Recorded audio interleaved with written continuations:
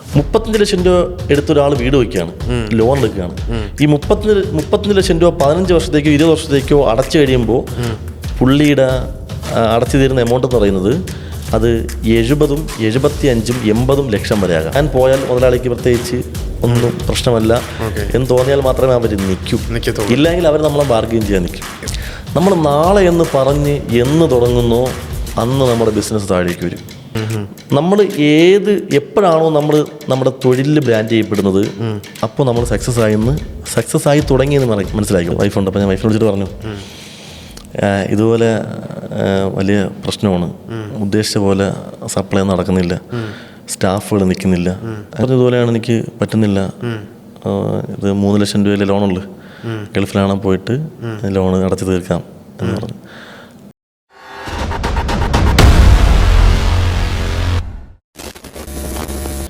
അപ്പോൾ ഈ ഒരു എഞ്ചിനീയറിംഗ് ഏതൊരു കോഴ്സും ആയിക്കോട്ടെ, എന്ത് കോഴ്സും എഞ്ചിനീയറിംഗിൻ്റെ ഒരു വിദ്യാർത്ഥിയെ പഠിപ്പിക്കുന്ന ഒരു അധ്യാപികയോ അധ്യാപകനോ അദ്ദേഹം മാസ ശമ്പളം വാങ്ങിക്കുന്ന ആളാണ്. അയാൾക്കൊരിക്കലും ഈ വിദ്യാർത്ഥിയോട് പറഞ്ഞു കൊടുക്കാൻ പറ്റില്ല, നീ പഠിച്ചിറങ്ങിയിട്ട് നീ ഒരു ബിസിനസ്മാൻ ആകണം, അതല്ലെങ്കിൽ ശമ്പളം കൊടുക്കുന്ന ഒരാളാകണം എന്ന് പറഞ്ഞു കൊടുക്കാനുള്ള കപ്പാസിറ്റി ഒരിക്കലും ഈ അധ്യാപികയ്ക്കോ അധ്യാപനം ഉണ്ടാവില്ല. അങ്ങനെ ആ അധ്യാപികയ്ക്ക് അങ്ങനെ കപ്പാസിറ്റി ഉണ്ടെങ്കിൽ ഒരിക്കലും അധ്യാപിക അവിടെ നിന്ന് പഠിപ്പിക്കില്ല, അല്ലെങ്കിൽ അധ്യാപനം അവിടെ നിന്ന് പഠിപ്പിക്കില്ല. അതാണ് ഇതിൻ്റെ ഒരു പ്രശ്നം എന്ന് പറയുന്നത്. എൻ്റെ അഭിപ്രായത്തിൽ നമ്മുടെ വിദ്യാഭ്യാസ മേഖലയിൽ ഒരു പേപ്പർ ബിസിനസ്സിനെ പറ്റി ബേസ് ചെയ്തൊരു പേപ്പർ നിർബന്ധമായും ബിസിനസ്സിനെ ബേസ് ചെയ്തൊരു പേപ്പർ ഉണ്ടാവണം എന്നത് എൻ്റെ ഒരു അഭിപ്രായമാണ്. ഞാനൊരു ക്വസ്റ്റ്യൻ ചോദിക്കട്ടെ, ബിസിനസ്സിനെ ബേസ് ചെയ്ത പേപ്പർ ആണോ അതോ ഫൈനാൻസിനെ കുറിച്ച് പഠിക്കാനുള്ള ബേസ് ചെയ്തിട്ടുള്ള പേപ്പർ? അല്ല, ഫിനാൻഷ്യൽ മാനേജ്മെന്റിങ് വലിയൊരു പ്രശ്നമാണ്. രണ്ടും ഇമ്പോർട്ടൻ്റ് ആണ്. പക്ഷെ അത് വേറൊരു തലമാണ്.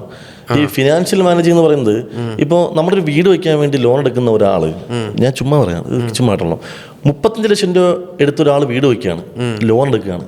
ഈ 35 ലക്ഷം രൂപ 15 വർഷത്തേക്കോ 20 വർഷത്തേക്കോ അടച്ചു കഴിയുമ്പോൾ പുള്ളിയുടെ അടച്ചു തീരുന്ന എമൗണ്ട് എന്ന് പറയുന്നത് അത് 70, 75, 80 ലക്ഷം വരെ ആകാം. ഇൻട്രസ്റ്റ് അല്ല, നമ്മുടെ മൊത്തം ടോട്ടൽ നമ്മൾ അടച്ചിരുന്നത് നമ്മൾ 80 ലക്ഷം രൂപ വരെ നമ്മൾ അടച്ചു ഉറപ്പായിട്ടും വരും. 70 ലക്ഷം രൂപ ഏറ്റവും കുറഞ്ഞത് എന്ന് വെച്ചാൽ ഇരട്ടിപ്പാളം ഉറപ്പായിട്ടും വരും. കാൽക്കുലേറ്റ് ചെയ്ത് നോക്കിയോളൂ. കൊള്ളപ്പലിശയാണ്. ഇനി നിസ്സാരം നമ്മുടെ പല KSFE പോലുള്ള അല്ലെങ്കിൽ ഗവൺമെന്റ് ബേസ്ഡ് ആയിക്കോട്ടെ, പ്രൈവറ്റ് സെക്ടർ ആയിക്കോട്ടെ, നോക്കി കണ്ടൊക്കെ ഇൻവെസ്റ്റ് ചെയ്താൽ മതി, പല പ്രശ്നങ്ങളിലാണ്. അപ്പോൾ അങ്ങനെയുള്ള സ്ഥാപനങ്ങൾ നമ്മളൊരു ഈവൻ ഒരു ചിട്ടിക്ക് ചേർന്നാൽ, ഇപ്പം 50 ലക്ഷം രൂപയുടെ ചിട്ടിക്ക് ഞാൻ ചേരുകയാണ്. ഓക്കെ, ഈ 50 ലക്ഷം രൂപയുടെ ചിട്ടിക്ക് ഞാൻ ചേരുമ്പോൾ എനിക്ക് കിട്ടുന്ന, ഞാൻ ആദ്യത്തെ മാസം എനിക്ക് ലോട്ടിൽ കിട്ടിയാൽ പോലും 35 ലക്ഷം രൂപ എനിക്ക് കിട്ടും. ഓക്കെ, ഈ 35 ലക്ഷം രൂപ ഞാൻ 15 വർഷം കൊണ്ട് അടച്ചു തരുമ്പോൾ എനിക്ക് വീതപ്പലിശ ഉൾപ്പെടെ ഞാൻ അടച്ചു തീർക്കേണ്ട പൈസ, വീതപ്പലിശ ഉൾപ്പെടെ എനിക്ക് ഇട്ട് ഞാൻ തിരിച്ചടച്ചു തീർക്കേണ്ട പൈസ എന്ന് പറയുന്നത് ചിലപ്പോൾ 47 ലക്ഷം രൂപയോ 48 ലക്ഷം രൂപയായിരിക്കാം. എന്ന് വെച്ചാൽ നമുക്ക് അത് നമ്മൾ പലിശ ബേസിൽ കൂട്ടുകയാണെങ്കിൽ 35 ലക്ഷം രൂപയ്ക്ക് 12, 13, 14 ലക്ഷം രൂപ മാത്രമേ പലിശ വരുന്നുള്ളൂ. പക്ഷെ ഉണ്ട്. നമ്മൾ ശ്രദ്ധിക്കാത്ത കാര്യമാണ്, ലോൺ എടുക്കുകയാണെങ്കിൽ നമുക്ക് 35 ലക്ഷം രൂപ ലോൺ എടുക്കുന്ന ഒരാൾക്ക് അടച്ചു തരുമ്പോൾ അത് 70 ലക്ഷം രൂപ ഏറ്റവും കുറഞ്ഞതാവും. 15 കാൽക്കുലേറ്റ് ചെയ്ത് നോക്കിയോ, ഹൗസിംഗ് ലോണൊക്കെ അങ്ങനെയാവും, ഉറപ്പായിട്ടും. അപ്പം നമുക്ക് ഫിനാൻഷ്യൽ മാനേജിങ് നമുക്കൊരു ഉറപ്പായിട്ട് വേണ്ട ഒരു കാര്യം തന്നെയാണ്. പക്ഷെ അതും ബിസിനസ്സുമായിട്ട് രണ്ട് തലമാണ്.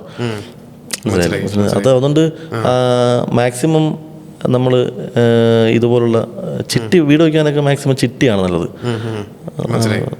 അതിലോട്ട് ചിട്ടി എടുത്ത് ചെയ്യുന്നതായിരിക്കും നല്ലതെന്ന് അങ്ങനെ തന്നെയാണ് എൻ്റെ അഭിപ്രായമാണ്. മനസ്സിലായി. അത് പറയുന്ന റീസൺ എന്ന് പറഞ്ഞാൽ നമുക്ക് ഈ ലോൺ എടുക്കുമ്പോഴത്തേക്കും 100% നമുക്ക് മാസാവസാനം EMI കൊടുക്കേണ്ടി വരും. എങ്ങനെ ലോൺ എടുത്തു കഴിഞ്ഞാൽ 100% മാസാവസാനം നമുക്ക് EMI കൊടുക്കേണ്ടി വരും. ചിട്ടി അടച്ചേ പറ്റുള്ളൂ. ചിട്ടി 100% അടച്ചല്ലേ പറ്റുള്ളൂ. ഓക്കെ, അത് ലോണിന്റെ അത്രയും ചിട്ടിക്ക് ഇൻട്രസ്റ്റ് വരുന്നില്ല. ചിട്ടിക്ക് ഇൻട്രസ്റ്റ് വരുന്നില്ല. നമ്മൾ എടുത്ത എമൗണ്ട് എന്തുവാണോ അതിന്റെ മാസം ഒരു തുക വെച്ച് അടച്ചടച്ച് ആക്ച്വലി നമ്മൾ പലിശ ലൈനിലേക്ക് നമ്മൾ കണക്ക് കൂട്ടിയാൽ ഈ 15 ലക്ഷം രൂപ പലിശ ആയിട്ട് പോട്ടെ എന്ന് കൂട്ടിയാൽ, പക്ഷെ അത് ഗുണമെന്ന് പറയുന്നത് നമ്മൾ 35 ലക്ഷം രൂപയ്ക്ക് ഇന്ന് വാങ്ങിക്കുന്ന വസ്തു നമ്മൾ 15 വർഷം കഴിഞ്ഞ് വിൽക്കുമ്പോൾ അന്ന് ചിലപ്പോൾ 1 കോടി രൂപയോ 1.5 കോടി രൂപയോ വിൽക്കും എന്നുള്ളതാണ്. അങ്ങനെ ചിന്തിക്കുകയാണെങ്കിൽ ഈ നമ്മൾ ലോൺ എടുത്താലും നമ്മൾ നഷ്ടമില്ല. അങ്ങനെ ചിന്തിക്കുന്ന ഒരാൾക്ക്, ചിന്താഗതി അങ്ങനെ മാറ്റി ചിന്തിക്കുന്ന ഒരാൾക്ക്, ഇപ്പോൾ ഞാൻ 35 ലക്ഷം ലോൺ എടുക്കുന്നു, പ്രോപ്പർട്ടിയും വീടും വയ്ക്കുന്നു. ഓക്കെ, അടച്ചു തീരുമ്പോൾ എനിക്ക് 70 ലക്ഷം രൂപ വന്നു. അപ്പോൾ 15 വർഷം ഞാൻ അടച്ചു തീർക്കുന്നത്. അന്ന് എൻ്റെ വീടും വസ്തുവും കൂടെ ഏകദേശം 1.5 കോടി രൂപയ്ക്കും എന്ന് ചിന്തിക്കുന്ന ഒരാൾക്ക് അത് ശരിയാണ്, അതും ശരിയാണ്, അതും ശരി തന്നെയാണ്, വേറെ വ്യത്യാസമൊന്നുമില്ല. പക്ഷേ എപ്പോഴും ഈവൻ കുറച്ചെങ്കിലും നമുക്ക് ചിട്ടിയാണ് കുറേ കൂടെയൊക്കെ നല്ലത്, ചിട്ടിയാണ്. ഓക്കെ. ഇനി ഞാൻ നേരത്തെ ചേട്ടത് ചോദിക്കാൻ വന്നായിരുന്നു, ബിസിനസ് മാൻ അല്ലെങ്കിൽ ബിസിനസ് വുമൻ സ്ലാഷ് അല്ലെങ്കിൽ വേഴ്സസ് ഓൺടർപ്രണർഷിപ്പ്, ഇതിൻ്റെ രണ്ടിൻ്റെ ഡിഫറൻസ് ചേട്ടൻ്റെ സൈഡിൽ നിന്ന് 6 വർഷമായിട്ട് ബിസിനസ് ചെയ്തുകൊണ്ടിരിക്കുന്ന ആൾക്ക് എന്താ പറയാനുള്ളത്? അത് എൻ്റർപ്രണർഷിപ്പ് എന്ന് പറയുമ്പോൾ ഒരു സംരംഭകനാണ്. സംരംഭകൻ എന്ന് പറയുമ്പോൾ ഇപ്പം ഞാനൊരു പ്രൊഡക്റ്റ് ആയിക്കോട്ടെ, എൻ്റെ ഒരു പ്രൊഡക്റ്റ് ഞാൻ മേക്ക് ചെയ്ത് അതിനെ ബ്രാൻഡ് ചെയ്ത് കുറച്ച് തൊഴിലാളികൾക്ക് ജോലി കൊടുത്ത് ഞാൻ അതിനെ എസ്റ്റാബ്ലിഷ് ചെയ്യുന്നത്, ഞാൻ അതിനൊരു സംരംഭകൻ ലൈനിലാണ് ഞാൻ പോകുന്നത്. ഓക്കെ. രണ്ടാമത് ഞാൻ അതൊരു ബിസിനസ്മാനായി മാറും. ഞാനൊരു സംരംഭകനായി സ്റ്റാർട്ട് ചെയ്യും, ബിസിനസ്മാനായി മാറുകയും ചെയ്യും. പക്ഷെ ബിസിനസ് എന്ന് പറയുന്നത് ഇപ്പം നാട്ടിൽ ഓടിക്കൊണ്ടിരിക്കുന്ന ഒരു അപ്ലയൻസ് ഷോപ്പ്, ടെക്സ്റ്റൈൽസ്, സ്വർണ്ണക്കട, അങ്ങനെയുള്ള ഷോപ്പുകളിലേക്ക് പൈസ നമ്മൾ കൊണ്ട് ഇൻവെസ്റ്റ് ചെയ്ത് അതിനെ സെയിൽ ചെയ്തെടുക്കുന്നത് അത് ബിസിനസ്സാണ്. മറ്റേത് നമ്മളുടെ ഒരു പ്രൊഡക്റ്റ്, നമ്മുടെ സംരംഭകനാണ്. സംരംഭകൻ എന്ന് പറയുമ്പോൾ എന്തെങ്കിലും ഒരു സംഭവം, ഒരു പ്രൊഡക്റ്റ് നമ്മൾ കണ്ടുപിടിച്ച് അതിനെ നമ്മളെ ബ്രാൻഡിൽ മേക്ക് ചെയ്ത് സെയിൽ ചെയ്യുമ്പോൾ അതാണ് മാറുന്നത്. പിന്നെ നമ്മൾ സ്റ്റാഫുകളുടെ ഒരു ഡീലിങ്സ് ആണ്, സ്റ്റാഫ് മാനേജ്മെന്റ്. 100% സ്റ്റാഫ് മാനേജ്മെന്റ് ഒരു വലിയൊരു ഹയറിംഗ്. അല്ലെങ്കിൽ ഈ ഇപ്പൊ ചേട്ടൻ പറഞ്ഞോട്ടെ, ഈ ചേട്ടൻ്റെ ആ ക്വാളിറ്റി ചപ്പാത്തി കൊടുക്കണമെങ്കിൽ ഈ ചേട്ടൻ്റെ മനസ്സിലൊരു റെസിപ്പി ആണല്ലോ, ഇന്ന സാധനം മിക്സ് ചെയ്യണം, ഇത്ര എമൗണ്ടിൽ മിക്സ് ചെയ്യണം. ഇത് ഈ സ്റ്റാഫിനെ പഠിപ്പിച്ചെന്നിരിക്കട്ടെ, നമ്മുടെ ഇപ്പോൾ വന്ന ആളിപ്പം ഓൾ ഓഫ് സഡൻ കളഞ്ഞിട്ട് പോയി കഴിഞ്ഞാൽ ഇങ്ങനെ അടുത്തൊരു ഉണ്ട് ഹോട്ടൽ ഫീൽഡ് ഭയങ്കരമായിട്ട് നടക്കുന്നൊരു ഇഷ്യൂ ആയിരുന്നു. അപ്പൊ അത് ചേട്ടൻ അതൊരു ഇഷ്യൂ ഉണ്ടായിട്ടുണ്ടോ, എക്സ്പീരിയൻസ് ഉണ്ടോ? ഇതിന്റെ വിഷയം എന്താണെന്ന് അറിയാമോ? ഇപ്പൊ നമുക്കൊരു 10-15 സ്റ്റാഫ് ഉണ്ടെന്ന് വിചാരിക്കുക. ഈ നാളെ ഒരു സ്റ്റാഫ് പോയാൽ ഞാൻ ആ ജോലി അവിടെ കയറി ചെയ്യാൻ തയ്യാറായിട്ടാണ് നിൽക്കാൻ. ഒരു സ്റ്റാഫ് നാളെ കളഞ്ഞിട്ട് പോകും, ഞാൻ ആ ജോലി ചെയ്യാൻ തയ്യാറായി വേണം എപ്പോഴും നമ്മുടെ ഒരു സംരംഭകൻ നിൽക്കാൻ. അവിടെ നമുക്ക് മേക്കപ്പ് ചെയ്യാൻ എപ്പോഴും തയ്യാറായിരിക്കണം എന്നുള്ളതാണ്. നമ്മളെ ജോലി തോന്നണം, നമ്മളതെങ്കിൽ ഉറപ്പായിട്ടും ജോലി ചെയ്തു കൊള്ളണം, അതിന് തയ്യാറായിട്ട് വേണം നിൽക്കാൻ. അപ്പം പിന്നെ അനുസരിച്ച് നമുക്ക് സ്ലോലി നമുക്ക് ഒരാളെ അവിടെ അക്കോമഡേറ്റ് ചെയ്യാം. പക്ഷെ ആ ടൈം നമ്മളവിടെ ജോലി ചെയ്യാൻ തയ്യാറായിട്ട് ഉറപ്പായിട്ടും നിൽക്കണം. അത് ഡെലിവറി പോയാൽ ഡെലിവറിക്ക് ആയിരിക്കാം, ചില പ്രൊഡക്ഷനായിരിക്കാം. ഏത് ജോലിയാണ് നമ്മൾ തയ്യാറായിരിക്കണം, പഠിച്ചിരിക്കണം. കാര്യം അത് ഈ സ്റ്റാഫുകൾക്കും തോന്നണം. ഈ ഞാൻ പോയാൽ മുതലാളിക്ക് പ്രത്യേകിച്ച് ഒന്നും പ്രശ്നമല്ല എന്ന് തോന്നിയാൽ മാത്രമേ അവർ നിൽക്കൂ. ഇല്ലെങ്കിൽ അവർ നമ്മളെ ബാർഗെയിൻ ചെയ്യാൻ നിൽക്കും. അതെ നമ്മുടെ പിന്നെ ജീവിതത്തിൽ ശ്രദ്ധിക്കാനുള്ള ഒരു കാര്യം, നമ്മൾ മാക്സിമം ഒരിക്കലും കടം വെക്കരുത്. അതായത് ബിസിനസ് റൺ നമ്മൾ കടം വെക്കരുത്. നമ്മൾ ഇന്ന് നമുക്ക് വരുന്ന എത്രയാണോ നമ്മുടെ എമൗണ്ട്, ആ എമൗണ്ടിൽ ഇന്ന് നമ്മുടെ മുഴുവൻ എക്സ്പെൻസും മാറ്റിയതിന് ശേഷം മാത്രമേ വീട്ടിൽ പോകാവൂ. അപ്പം ഇന്നത്തെ ദിവസം നമുക്കൊരു 500 രൂപ നഷ്ടമാണ്, സെയിൽ കുറവാണ്, 500 നഷ്ടമാണെങ്കിൽ ഇന്നലത്തെ പ്രോഫിറ്റിൽ നിന്ന് 500 എടുത്ത് ഇവിടെ വെച്ച് ഇതിനെ മേക്കപ്പ് ചെയ്തോളണം.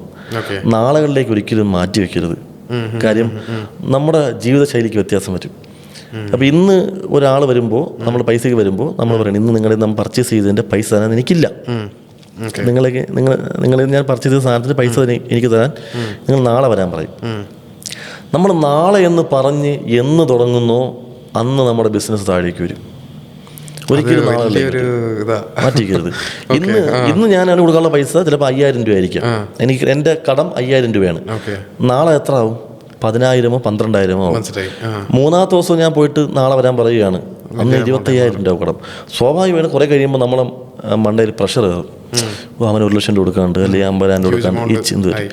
അപ്പം അങ്ങനെ നമ്മൾ ആ ലൈനിലേക്ക് പോയി കഴിഞ്ഞാൽ അടുത്ത വരുന്ന നമ്മുടെ പർച്ചേസ്, നമ്മൾ എവിടെ നിന്നാണ് പർച്ചേസ് ചെയ്യുന്നത്, പുള്ളിക്ക് നമ്മൾ ഇതുപോലെ ക്രെഡിറ്റ് വെച്ച് തുടങ്ങും. നമ്മുടെ ലൈഫ് അവിടെ മുതൽ വഷളായി എന്ന് നമ്മൾ ചിന്തിച്ചോളണം.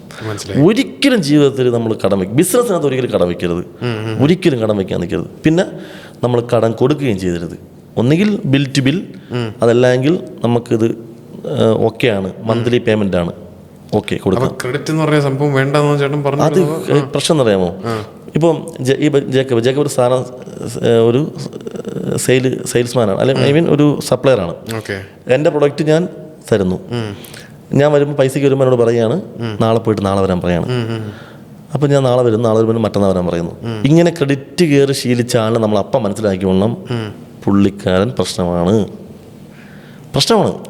കാര്യം ഞാനല്ല എങ്കിൽ പുള്ളി നമ്മളെ ബന്ധം എവിടെയെങ്കിലും മുറിയുമ്പോൾ പുള്ളി എന്നെ മാറ്റിയിട്ട് അടുത്ത ആളിനെ അവിടെ കയറ്റും.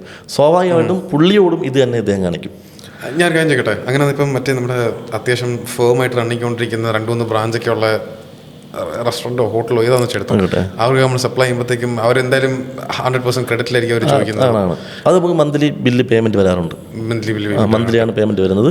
അത് ഇടപാട് കറക്റ്റ് ആണ്. അല്ലാണ്ട് ഈ ന്യൂ ബിസിനസ് ഓണേഴ്സിനൊക്കെ ആകുമ്പോഴത്തേക്കും നമ്മൾ മാക്സിമം ബിൽ ടു ബില്ല് തന്നെ പോകാൻ ശ്രമിക്കണം എന്നുള്ളതാണ് കാര്യം. അല്ലെങ്കിൽ നാളെ എന്ന് പറഞ്ഞ് ശീലിക്കുന്ന ഒരാൾ അത് ബന്ധം മുറിയാൻ ചെയ്യും. അതങ്ങനെയാണ്. അത് മനസ്സിലായി. ഈ ചേട്ടൻ നേരത്തെ പറഞ്ഞായിരുന്നോ ഈ 3 വർഷം കഴിഞ്ഞാൽ പിന്നെ ഗ്രാഫ് മുകളിലോട്ട് കയറുവാണ്. ചേട്ടൻ്റെ അത് എക്സ്പീരിയൻസ് ഒന്ന് വരുന്നത് ആ ഒരു 3 വർഷം കഴിഞ്ഞ് മുകളിലോട്ട് കയറുന്ന ഗ്രാഫ് ലൈൻ? അല്ല, അത് നമുക്ക് ഇതിനകത്തൊരു പോസിറ്റീവ് നെഗറ്റീവ് ഉണ്ട്, ഒരു പ്രപഞ്ച സത്യമുണ്ട്. നമ്മളൊരു ബിസിനസ് ചെയ്യുമ്പോൾ നമ്മൾ അതിനകത്ത് സ്ട്രഗിൾ ചെയ്യുകയാണ്, നമ്മളതിൽ ഹാർഡ് വർക്ക് ചെയ്യുകയാണ്, നമ്മുടെ മുഴുവൻ ടൈം അതിനകത്ത് ഇൻവെസ്റ്റ് ചെയ്തുകൊണ്ടിരിക്കുകയാണ്. ചെയ്യുമ്പോൾ സ്വാഭാവികമായിട്ടും നമ്മൾക്ക് ചിലപ്പോൾ ഒരുപാട് പാളിച്ചകൾ വരാം, ഒരുപാട് പ്രശ്നങ്ങൾ വരാം, ഒരുപാട് ഫെയിലിയർ വരാം. നമ്മൾ അവിടെ നിർത്തിപ്പോകരുത്. നമ്മൾ അവിടെ നിന്ന് വീണ്ടും എഴുന്നേറ്റ് ഓടുക എന്നുള്ളതാണ്. വീണ്ടും ഇതിനെ മേക്കപ്പ് ചെയ്ത് കൊണ്ടുപോയിക്കൊണ്ടിരിക്കുക. നമ്മൾ എപ്പോഴാണോ നമ്മൾ നമ്മുടെ തൊഴിലിൽ ബ്രാൻഡ് ചെയ്യപ്പെടുന്നത്, അപ്പോൾ നമ്മൾ സക്സസ് ആയി തുടങ്ങിയെന്ന് മനസ്സിലാക്കിക്കോളാം. തൊഴിലിനെ ബ്രാൻഡ് ചെയ്യുന്നത്. നമ്മളിപ്പോൾ ഒരാളെ പരിചയപ്പെടുന്നത്, ഇപ്പോൾ നമ്മളെ വീട്ടിലൊരു ഓട്ടോ വിളിക്കാൻ, ഒരു ഓട്ടോയ്ക്ക് ഒരാളെ വിളിക്കാന്ന് പറഞ്ഞു അമ്മ വിളിച്ച് പറയണത് ജേക്കബ് ഒരു ഓട്ടോ വിളിയെന്ന് പറയുമ്പോൾ ആദ്യം മനസ്സിൽ ഓടി വരുന്നൊരു ഓട്ടോക്കാരനുണ്ടാവും. ഇപ്പോഴത്തെ ഇതിൽ വെച്ച് മുൻകാലങ്ങളിൽ ഊബർ വിട്ട് മുൻകാലങ്ങളിൽ അപ്പോൾ എടാ തെങ്ങിൽ തേങ്ങ ഉണങ്ങി നിൽക്കുകയാണ്, തേങ്ങ വിളിക്കണം എന്ന് പറയുമ്പോൾ മനസ്സിലൊരാൾ ഉറപ്പായിട്ടും ഇപ്പം വന്ന് ഫേസിൽ വന്നിട്ടുണ്ടാവുമല്ലോ. വസ്തുവിൽ കിളയ്ക്കാൻ ഒരാളെ വിളിക്കണം പറയുമ്പോൾ വന്നിട്ടുണ്ടല്ലോ. അപ്പം ഇങ്ങനെ നമ്മൾ ഒരാളെ അറിയപ്പെടുന്നത് അയാളുടെ തൊഴിലാണ്. ഇപ്പോൾ എന്നെ അറിയപ്പെടുന്നത് ഇപ്പോൾ അവിടെ ചപ്പാത്തി ഇട്ടിരിക്കുന്ന ഇക്ബാൽ, അല്ലെങ്കിൽ ചപ്പാത്തി കമ്പനി ഇട്ടിരിക്കുന്ന ഇക്ബാൽ എന്നാണ് അറിയപ്പെടുന്നത്. സോ ജേക്കബിന് അറിയപ്പെടുന്നതും ജേക്കബിൻ്റെ തൊഴിലാണ്. മനസ്സിലായി. എന്ത് ചെയ്യുന്നു എന്ന് ബേസ് ചെയ്താണ് പറയുന്നത്. നമ്മളെ പരിചയപ്പെടുത്തുമ്പോൾ ജേക്കബിന് അറിയില്ലേ മറ്റേ അവിടെ ഇന്ന ജോലി ചെയ്യുന്ന, അല്ലെങ്കിൽ ടെക്നോളജി വർക്ക് ചെയ്യുന്ന അറിയില്ലേ, ആ തൊഴിലാണ് പറയുന്നത്. നമ്മുടെ തൊഴിൽ നമ്മുടെ ജീവിതത്തിൽ വലിയൊരു ഫാക്റ്റാണ്. ആ തൊഴിലിൽ എപ്പോഴാണോ നമ്മൾ ബ്രാൻഡ് ചെയ്യപ്പെടുന്നത് ആ സമയം മുതൽ സക്സസ് ആയി തുടങ്ങിയതാണ്. നമ്മുടെ നാട്ടിൽ പല ആൾക്കാരുണ്ട്, ഇന്ന് ഒരു തൊഴിൽ ചെയ്യും, നാളെ മറ്റൊരു തൊഴിൽ ചെയ്യും. അയാളെ നമ്മൾ ഒരിക്കലും ചിലപ്പോൾ നമ്മുടെ ഒരു ആവശ്യത്തിന് പുള്ളിയെ വിളിക്കാൻ നിൽക്കില്ല. കാര്യം അയാൾ ചെയ്യുന്ന തൊഴിലിൽ ക്വാളിറ്റി ഉണ്ടാവില്ല എന്ന് നമുക്കൊരു ചിന്ത ഉണ്ടാവും. ഇപ്പം നമ്മുടെ വീട്ടിൽ പെയിന്റ് അടിക്കാൻ ഒരാളെ വിളിക്കണമെന്ന് ചിന്ത വരുമ്പോൾ ഒരാളെ മനസ്സിൽ ഉറപ്പായിട്ട് വരും ഒരാൾ. പക്ഷേ മറു സൈഡിൽ ഒരാൾ തെങ്ങ് കയറാൻ പോകുന്നു, കിളയ്ക്കാൻ പോകുന്നു, ഓട്ടോ ഓടിക്കാൻ പോകുന്നു, പെയിന്റിങ്ങും ചെയ്യുന്നു, വയറിങ്ങിൻ്റെ എവിടെയും ചെയ്യുന്നു. നമ്മൾ ആരെ വിളിക്കും? ഈ പെയിന്റിങ്ങിന് മാത്രം പോണെ വിളിക്കുമോ, അത് ഈ ജോലിയെല്ലാം ചെയ്യുന്ന വിളിക്കുമോ? സോറി, നമ്മൾ പെയിന്റിങ്ങിൻ്റെ അങ്ങനെ ഒരു ചിന്ത വരുമ്പോൾ കാര്യം ഇയാളിൽ മാത്രം വിശ്വാസം ഉണ്ടാവും. ഇവൻ അതിനകത്ത് PhD എടുത്തിരിക്കുകയാണ്. സ്വാഭാവികം നമ്മൾ ഈ ആരെ വിളിക്കുള്ളൂ? ഈ പെയിന്റിങ് മാത്രം ചെയ്യുന്ന ആളെ നമ്മൾ. മറ്റേ ആളുടെ തൊഴിൽ ചിലപ്പോൾ വൃത്തി ഉണ്ടാവില്ല എന്നൊരു ചിന്ത മനസ്സിൽ ഉണ്ടാകും. അപ്പോൾ നമ്മൾ ഏത് ടൈമിലാണോ ആ ടൈമാണ് ഞാൻ പറയുന്നത്, ഒരു 3 വർഷ ടൈം നമ്മുടെ ചുറ്റുപാട് നമ്മളെ അറിയപ്പെടുന്നപ്പോഴത്തേക്കും നമുക്ക് മനസ്സിലാവും. ആളുടെ മനസ്സിൽ ഇപ്പോൾ എന്ത് പ്രൊഡക്റ്റ് വാങ്ങണമെന്ന് ചിന്തിക്കുമ്പോഴും ഫസ്റ്റ് നമ്മുടെ ഫേസിൽ, നമ്മുടെ ചിന്തയിൽ ആ ഒരു സ്ഥാപനം എന്ന് വന്നു തുടങ്ങുന്നു അന്ന് മുതൽ നമ്മുടെ സക്സസ് ആയി എന്നുള്ളതാണ്. പിന്നെ ബിസിനസ് ഈ 3 വർഷത്തിന് എല്ലാവരും ഒരു 1-2 വർഷമൊക്കെ നടത്തിയിട്ട് നിർത്തും. അതിൻ്റെ കാര്യം ഈ 1-2 വർഷം നടത്തുമ്പോൾ അവർ ഉദ്ദേശിച്ച റിസൾട്ട് ഉണ്ടാവില്ല. അതായത് റവന്യൂവും വന്ന പ്രോഫിറ്റ് എല്ലാം കറക്റ്റ് പോകുന്നുണ്ട്, പക്ഷെ കയ്യിലോട്ടൊന്നും വരുന്നില്ല. അപ്പോൾ ഞാൻ പറഞ്ഞില്ലേ, അപ്പം നമുക്ക് പ്രോഫിറ്റ് വന്നു തുടങ്ങുന്നത് ഏകദേശം 3-4 വർഷത്തിന് ശേഷം നമുക്ക് പ്രോഫിറ്റ് എടുക്കാൻ പറ്റും. പ്രോഫിറ്റ് വരും, 1 വർഷത്തിന് ശേഷവും നമുക്ക് പ്രോഫിറ്റ് വരും. അതല്ല എങ്കിൽ അവർ ചിന്തിക്കുന്നത് ഈ പ്രോഫിറ്റ് വന്ന ഉടനെ, ഇപ്പോൾ മാസം ഒരു 15,000-20,000 രൂപ പ്രോഫിറ്റ് വന്ന ഉടനെ ഇവർ ആദ്യം ഒരു വണ്ടി അങ്ങ് എടുക്കും. ഒരു കാർ എടുക്കും. കാർ എടുക്കാറായി, കാര്യം മാസം 13,000 അല്ലെങ്കിൽ 15,000 രൂപ ഉള്ളു. അപ്പോൾ കാർ എടുക്കാറായല്ലോ, കാർ എടുക്കും. അതല്ലെങ്കിൽ വസ്തുവിൽ കൊണ്ട് ഇൻവെസ്റ്റ് ചെയ്യും, അതല്ലെങ്കിൽ വീട് വയ്ക്കും, എന്തെങ്കിലും കൊണ്ട് ഇൻവെസ്റ്റ് ചെയ്യും. അപ്പോൾ സ്വാഭാവികമായിട്ടും ഈ പ്രോഫിറ്റ് എന്ന് പറയുന്നത് നമ്മൾ ഈ പറയും പോലെ 1, 2, 3 വർഷത്തേക്ക് നമ്മൾ ഒരിക്കലും ഇതിൻ്റെ പ്രോഫിറ്റ് എടുക്കാൻ പാടില്ല. മാക്സിമം ഇത് ബിസിനസ്സിലേക്ക് ഇൻവെസ്റ്റ് ചെയ്തുകൊണ്ടേയിരിക്കുക, ഇൻവെസ്റ്റ് ചെയ്തുകൊണ്ടേയിരിക്കുക ബിസിനസ്സിനകത്ത്. അപ്പോൾ സ്വാഭാവികമായിട്ടും ഒരു 3 വർഷം കഴിയുമ്പോൾ നമുക്ക് ഒന്ന് സ്റ്റേബിൾ ആകുകയും അതിനുശേഷം വേണമെങ്കിൽ നമുക്ക് ഈ പറയും പോലെ പ്രോഫിറ്റൊക്കെ എടുത്ത് നമുക്ക് എന്തെങ്കിലും ചെയ്യാം. ഇതിൻ്റെ ഏറ്റവും വലിയ പരാജയം രണ്ട് കാര്യങ്ങൾ. ഒന്ന്, ഉദ്ദേശിച്ച പ്രോഫിറ്റ് വരുന്നില്ല എന്നുള്ള ചിന്താഗതി. 1 വർഷം നടത്തിയിട്ടും പ്രോഫിറ്റ് വരുന്നില്ല, അല്ലെങ്കിൽ സ്പോട്ട് മാറ്റുക, വേറെ സ്ഥലത്തേക്ക് മാറുക, അല്ലെങ്കിൽ വേറെ ബിസിനസ് സ്റ്റാർട്ട് ചെയ്യുക. ഈ ചിന്താഗതി ഒന്ന് പരാജയത്തിന് കാരണമാകും. 2, നമ്മൾ ബിസിനസ് സ്റ്റാർട്ട് ചെയ്ത ഉടനെ നമുക്ക് വരുന്ന പ്രോഫിറ്റിൽ നിന്ന് വരും. പ്രോഫിറ്റിൽ നിന്ന് നമ്മൾ ഈ പറയുന്ന ഈ എന്തിലെങ്കിലും പ്രോപ്പർട്ടിയിലേക്കോ വണ്ടിയിലേക്കോ കൊണ്ട് ഇൻവെസ്റ്റ് ചെയ്യും. അത് ഒരിക്കലും പാടില്ല. മാക്സിമം നമ്മുടെ ബിസിനസ് അപ്ഡേറ്റ് ചെയ്തുകൊണ്ടിരിക്കുക. പുതിയ പ്രോഡക്ട്സ് ആഡ് ചെയ്യുക, അതല്ലെങ്കിൽ അതുപോലെ എന്താണ് ഗ്രോത്തിലോട്ട് ഇൻവെസ്റ്റ് ചെയ്തുകൊണ്ടേയിരിക്കുക. ഇൻവെസ്റ്റ് ചെയ്തില്ലെങ്കിൽ നമുക്ക് പിന്നീട് ബിസിനസ്സുകളിൽ പരാജയങ്ങളിലേക്ക് പോകുന്നതിന്റെ കാര്യം ഇങ്ങനത്തെ ചെറിയ ചെറിയ പോയിന്റ്സ് അവിടെ ഉണ്ട്. അതെ അതെ. ഇനി ചേട്ടൻ്റെ ഈ ഒരു 5 അല്ലെങ്കിൽ 6 വർഷത്തെ എക്സ്പീരിയൻസിനകത്ത് ഈ ബിസിനസ്സിൻ്റെ സക്സസ് അത് ഡിസിപ്ലിനിലാണോ ഇരിക്കുന്നത്, അതോ ലക്കിലാണോ ഇരിക്കുന്നത്, അതോ രണ്ടോടെ ചേർന്നുള്ളൊരു പരിപാടിയാണ്? രണ്ടുകൂടെ ചേർന്നുള്ള പരിപാടിയാണ്. കാര്യം നമ്മൾ കുറേയൊക്കെ ഒരു 1, 2, 3 വർഷം ജോലി ചെയ്യുകയും നന്നായിട്ട് ഹാർഡ് വർക്ക് ചെയ്യുകയൊക്കെ ചെയ്യുമ്പോൾ നമുക്ക് പടച്ചവനൊരു സമയം തരും. നമ്മുടെ ഗ്രാഫ് ഹൈയിലേക്ക് കയറിപ്പോകും ഒരു സമയത്ത്. ദൈവം നമുക്ക് ലൈഫിൽ ഒരു ടൈം തരും. അത് ചിലപ്പോൾ 1, 2 വർഷമായിരിക്കും. നമ്മൾ ആ ബിസിനസ്സിൽ ഇൻവോൾവ് ആയില്ല എങ്കിലും നമ്മുടെ ബിസിനസ് റണ്ണാവും, നമ്മുടെ ബിസിനസ് മുകളിലേക്ക് പോവുകയും ചെയ്യും. ആ സമയത്താണ് നമ്മൾ കൂടുതൽ ഹാർഡ് വർക്ക് ചെയ്യാനുള്ളത്. ആ സമയത്ത് എല്ലാവരും ചെയ്യുന്ന സംഭവം എന്താണെന്ന് അറിയാമോ? എല്ലാവരും ചെയ്യുന്നത്, എൻ്റെ ബിസിനസ് സക്സസ് ആയി, ഞാനില്ല എങ്കിലും എൻ്റെ ബിസിനസ്സിന് റൺ ആയിക്കൊള്ളും, ഗ്രോത്ത് കയറിക്കൊണ്ടിരിക്കുകയാണ് എന്ന് ചിന്തിച്ചിട്ട് റെസ്റ്റ് എടുക്കും. അവിടെ പരാജയമാണ്. താഴോട്ട് വരും, പിന്നീട് താഴോട്ട് വരും. നമുക്കൊരു ടൈം തരും. ആ ടൈമിൽ നമ്മൾ ദൈവത്തെ മറക്കരുത്, പടച്ചവനെ നമ്മൾ മറക്കരുത്, നമുക്ക് നന്ദികേട് കാണിക്കരുത്. നമ്മൾ ആ ടൈമിൽ നമ്മൾ നന്നായിട്ട് വരയ്ക്കുക. നമ്മൾ പഴയ ജനറേറ്ററൊക്കെ ഓണാക്കുമ്പോൾ നമ്മൾ കുറേ കറക്കി കുറച്ച് കഴിയുമ്പോൾ ഈ ജനറേറ്റർ പടയുന്ന ഓണായി കഴിയുമ്പോൾ നമ്മൾ അതിനെ മേക്കപ്പ് ചെയ്യുന്നതാണ്. എണ്ണയും ഓയിലും ഡീസലൊക്കെ ഒഴിച്ചു കൊടുത്ത് മേക്കപ്പ് ചെയ്യും പോലെ നമ്മൾ വീണ്ടും അതിനെ മേക്കപ്പ് ചെയ്തുകൊണ്ടിരുന്നാൽ നമ്മുടെ ബിസിനസ് മുകളിലേക്ക് തന്നെ പോകും. ഒരിക്കലും നമ്മൾ ആ സമയത്ത് റെസ്റ്റ് എടുക്കാൻ നിൽക്കരുത്. എല്ലാവരും വിചാരം ബിസിനസ് ഓട്ടോമാറ്റിക്കായിട്ട് നമ്മളില്ലെങ്കിലും റണ്ണാവുന്ന ഒരു സമയത്തിലേക്ക് വരുമ്പോൾ എനിക്ക് റെസ്റ്റ് എടുക്കാൻ ടൈമായി എന്ന് കരുതിയിട്ട് റെസ്റ്റ് എടുക്കും. അവിടെ നമ്മളെ പരാജയം തുടങ്ങിയെന്ന് മനസ്സിലാക്കിയോളണം. അതാണ് ഒരു പ്രധാനപ്പെട്ട വിഷയം. ചേട്ടൻ നമ്മുടെ ഇപ്പോഴത്തെ യങ് അപ്കമിങ് ജനറേഷൻ ഓൺടർപ്രണേഴ്സ്, അല്ലെങ്കിൽ നമ്മളിപ്പോൾ കോളേജ് കഴിഞ്ഞ് പഠിച്ചിറങ്ങിയ ആൾക്കാർക്ക് ഒരു ഐഡിയ കാണത്തില്ല. മിക്കുള്ള ആൾക്കാർ അങ്ങനെയാണ്, പഠിച്ച് ഇറങ്ങിയ ആൾക്കാർക്ക് ഒരു ഐഡിയ കാണത്തില്ല എങ്ങോട്ടാ അടുത്ത് പോകേണ്ടതെന്ന്. പക്ഷേ ഒരു വലിയ ഡ്രീം കാണും. ബിസിനസ്സിലോട്ട് ഇറങ്ങാൻ താല്പര്യമുള്ള ആൾക്കാർക്ക് എന്തൊരു അഡ്വൈസ് കൊടുക്കാൻ മനസ്സിലുള്ളത്? അഡ്വൈസ് എന്ന് പറയുമ്പോൾ ഞാൻ പറഞ്ഞില്ലേ, സ്റ്റാർട്ടിങ്ങിൽ പറഞ്ഞ പോലെ നമ്മൾ എന്ത് ബിസിനസ് ചെയ്താലും എന്ത് ചെയ്താലും അത് സക്സസ് ആകും എന്നുള്ളതിനകത്ത് അതിനകത്ത് നമുക്കൊരു യാതൊരു സംശയവും വേണ്ട. നമ്മൾ സക്സസ് ആകുക തന്നെ ചെയ്യും. പക്ഷെ നമ്മൾ ഉറപ്പായിട്ടും ചെയ്യുന്ന തൊഴിലിൽ വൃത്തി കാണിക്കുക എന്നുള്ളതാണ്. നമ്മൾ ചെയ്യുന്ന ബിസിനസ്സിനകത്ത് ആത്മാർത്ഥത കാണിക്കുക, നമ്മൾ അതിനകത്ത് വൃത്തി കാണിക്കുക. അതിനകത്ത് ഒരിക്കലും നമ്മൾ വെള്ളം കയറ്റരുത്. നമ്മളിപ്പം ഒരു പ്രൊഡക്റ്റ് കൊടുക്കുമ്പോൾ നമ്മൾ 1 രൂപ കൂടുതൽ വാങ്ങിക്കുക, നമുക്ക് ചിലപ്പോൾ പ്രോഫിറ്റ് കുറവായിരിക്കാം, 1 രൂപ കൂടുതൽ വാങ്ങിക്കുക. എൻ്റെ പ്രൊഡക്റ്റ് നല്ലതാണെങ്കിൽ ആ കസ്റ്റമർ 1 രൂപ കൂടുതൽ നിന്ന് വാങ്ങാൻ എന്നിൽ നിന്ന് തയ്യാറാവും. അവർക്ക് ആ 1 രൂപ വിഷയമല്ല. പക്ഷേ നമ്മൾ ചെയ്യുന്നത് കോമ്പറ്റീറ്റ് ചെയ്യാൻ വേണ്ടിയിട്ട് നമ്മൾ 1 രൂപ കുറച്ച് കൊടുക്കും. അപ്പം ഞാനിത് ഒരു സാമൂഹ്യ സേവനം പോലെ നടത്തുന്നൊരു പരിപാടിയല്ല. ബിസിനസ് തന്നെയാണ്. അതെനിക്ക് പ്രോഫിറ്റ് കൊണ്ട് ചെയ്യുന്നതാണ്. അപ്പോൾ സ്വാഭാവികമായിട്ടും ഞാൻ എവിടെയെങ്കിലും 1 രൂപ കുറയ്ക്കണമെങ്കിൽ എനിക്ക് ക്വാളിറ്റിയിൽ 1 രൂപ കുറയ്ക്കേണ്ടി വരും. അത് എന്ത് ബിസിനസ് ആയിക്കോട്ടെ, ക്വാളിറ്റിയിൽ കോംപ്രമൈസ് ചെയ്താൽ മാത്രമേ നമുക്ക് അവിടെ എവിടെയെങ്കിലും 1 രൂപ കുറയ്ക്കാൻ പറ്റുള്ളൂ. മനസ്സിലായില്ലേ? നമ്മൾ എവിടെയെങ്കിലും 1 രൂപ കുറയ്ക്കുന്നുണ്ട് അവിടെ മനസ്സിലാക്കിക്കൊള്ളണം അവിടെ എന്തോ ചെറിയ ക്വാളിറ്റി മാത്രമാണ് ഫാക്ടർ. അത് ഏത് ബിസിനസ്സിലും ക്വാളിറ്റി മാത്രമാണ് ഫാക്ടർ.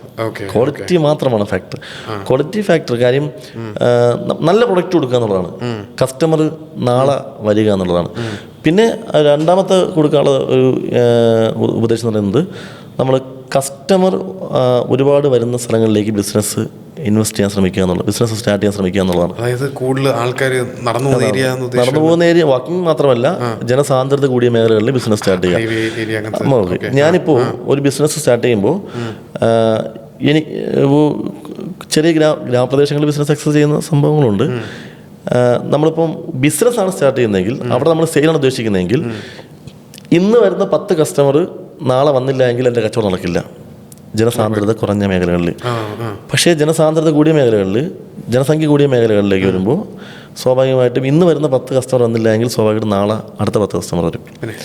ഈ 2 കസ്റ്റമറും മറ്റന്നാൾ വന്നില്ലെങ്കിൽ അടുത്ത 10 കസ്റ്റമർ വരും, ഉറപ്പായിട്ടും വരും. ഇത് ഷഫിളായി വന്നുകൊണ്ടേയിരിക്കും. അതുകൊണ്ട് മാക്സിമം ബിസിനസ് ചെയ്യുമ്പോൾ ടൗൺ ഏരിയയിലോട്ട് അതിൻ്റെ ഒരു ഫാക്ട്, അതൊരു ഒരു ഗുണം അതാണ്. ടൗൺ ഒരു എന്നാൽ നമ്മളിപ്പം ഒരു എന്തെങ്കിലും പ്രൊഡക്ഷൻ യൂണിറ്റുകളൊക്കെയാണ് ഓപ്പൺ ആക്കുന്നത് അല്ലെങ്കിൽ കമ്പനിയൊക്കെയാണ് ഓപ്പൺ ആക്കുന്നതെങ്കിൽ നമുക്കത് ഗ്രാമപ്രദേശങ്ങളിൽ തുടങ്ങുന്നതിൽ വിഷയമില്ല. നമുക്ക് കോസ്റ്റ് കുറവാണ്, ജോലി ആൾക്കാരെ നമുക്ക് കിട്ടാൻ കുറച്ച് എളുപ്പമാണ്, ജോലി കൊടുക്കാം. മറ്റേ അഗ്രികൾച്ചർക്ക് ഇമ്പോർട്ട് എക്സ്പോർട്ട് ചെയ്യുന്ന ആൾക്കാരൊക്കെ അവിടെ തന്നെ ആയിരിക്കും. അതാണ് നല്ലത്, കാരണം അവർക്ക് കോസ്റ്റും കുറവാ. അതെ ഭൂമി കിട്ടാണ്.